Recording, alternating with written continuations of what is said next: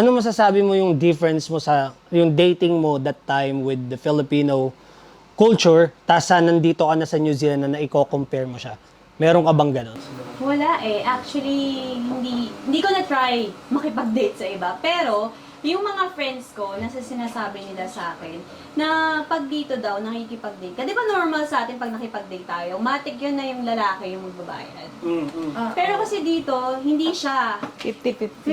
50-50. It's either magsasabi ka sa kanya na ano, eto yung kakainin ko, ako magbabayad nito. Or siya magsasabi sa'yo na eto yung babayaran ko. Pero normally dito, hindi ka tulad sa atin na babayaran ka ng lalaki kasi siya yung nakipag-date sa'yo. Yun yung alam ko. Sabi mo hindi ko nakipag-date ha, ikaw ha, yari ka. Sabi nga nga, di ba, sa mga galing sa kaibigan. Okay. Hindi, ito naman, ano lang ako. Uli-uli lang ako. Relax. Ikaw ba, love? Ikaw?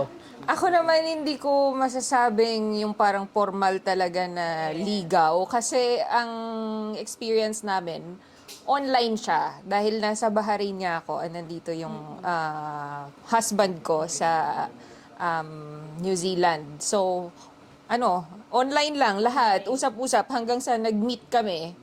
And I think, Tol, this is becoming us titas na. Diba? Hindi na tayo pabebe. Wala na yung pabebe moments eh. Diba?